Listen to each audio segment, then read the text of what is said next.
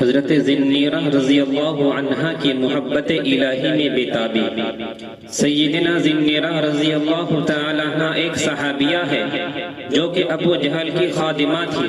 آپ رضی اللہ عنہ نے کلمہ پڑھ لیا، ابو جہل کو بھی پتہ چل گیا۔ اس نے آ کر پوچھا کیا کلمہ پڑھ لیا؟ فرمایا ہاں۔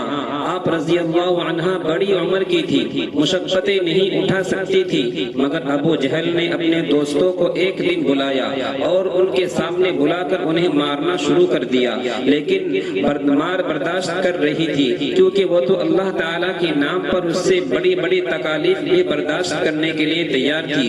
جب اس نے دیکھا کہ اتنا مارنے کے باوجود اس کی زبان سے کچھ نہیں نکلا تو اس نے آپ رضی اللہ عنہ کے سر میں کوئی چیز ماری، جس سے آپ رضی اللہ عنہ کی بینائی زائل ہو گئی اور آپ رضی اللہ عنہ نابینا ہو گئی۔ اب انہوں نے مذاق کرنا شروع کر دیا، کہنے لگے دیکھا ہمارے بتوں کی پوجا چھوڑ چکی تھی، لہٰذا ہمارے معبودوں نے تمہیں اندھا کر دیا۔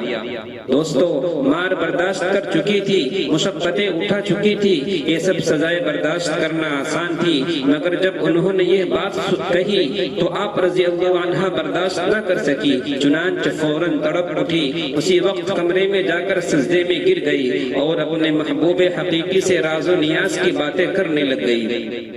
عرض کیا اے اللہ، انہوں نے مجھے سزائیں دی تو میں نے برداشت کیا، وہ میری ہڈیاں بھی توڑ دیتے، وہ میرے جسم کو چھلنی کر دیتے تو میں یہ سب کچھ برداشت کر لیتی، مگر تیری شان میں گستاخی کی کوئی بات برداشت نہیں کر سکتی۔ وہ تو یوں کہتے ہیں کہ ہمارے معبودوں نے تمہاری بینائی چھین لی۔ اے اللہ، جب میں کچھ نہیں تھی تو تو نے مجھے بنا دیا، بینائی بھی عطا کر دی، اب تو نے ہی بینائی واپس لی ہے۔ اے اللہ، تو مجھے دوبارہ بینائی عطا فرما دے تاکہ ان پر تیری عظمت کھل جائے۔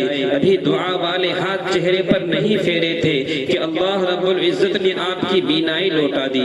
سبحان اللہ۔ اس وقت مرد تو عورتوں میں بھی یوں محبت الہی کا جذبہ بھرا ہوا تھا۔ دوستو، جب عشق سے تیرے بھر گئے ہم، جب عشق سے تیرے بھر گئے ہم، تو ہی رہا جدھر گئے ہم، تیری ہی عظمت کو راہ نکلی، تیری ہی عظمت کو راہ نکلی، بھولے بھٹکے جدھر گئے۔